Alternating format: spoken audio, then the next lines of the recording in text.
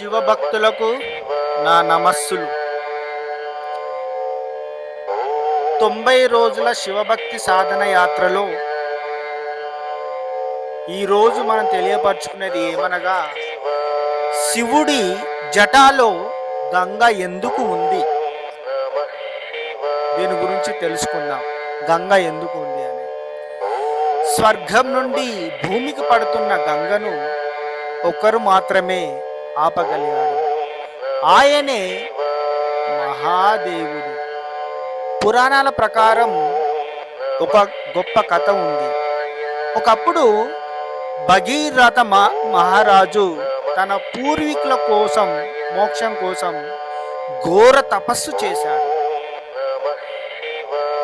తపస్సు చేయగా బ్రహ్మ ప్రత్యక్షమై ఇలా అన్నాడన్నమాట, గంగను భూమికి పంపుతాను, కానీ ఆమె ప్రవాహం భూమి తట్టుకోలేదు అని బ్రహ్మ చెప్పగానే ఆ భగీరథ మహారాజు శివుడిని ప్రార్థించడం జరిగింది.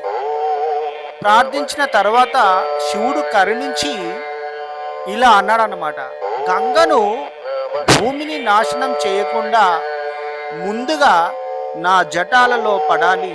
అలా స్వర్గం నుంచి దూసుకొచ్చిన గంగ శివుడి జటాలలో చిక్కుకొని, అప్పుడు శివుడు తన జటాలను కొంచెం విప్పి గంగను నెమ్మదిగా భూమిపైకి వదిలాడు.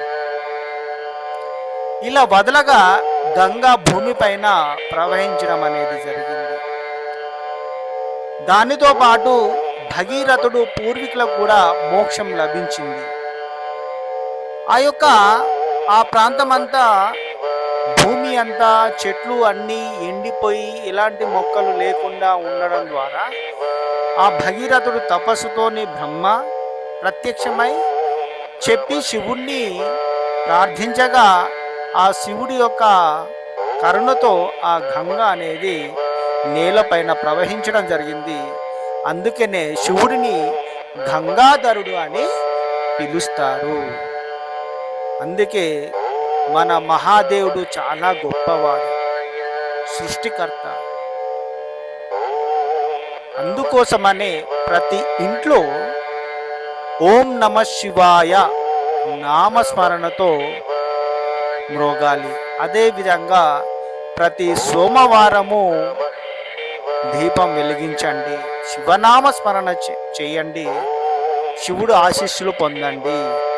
ఈ వీడియో నచ్చినట్లయితే మీరు లైక్ చేయండి, షేర్ చేయండి, సబ్స్క్రైబ్ చేయండి, కామెంట్లో ఓం నమ శివాయ అని పెట్టండి. తర్వాయి ఇది 5గురికి ఈ వీడియోను షేర్ చేయండి. స్వస్తి.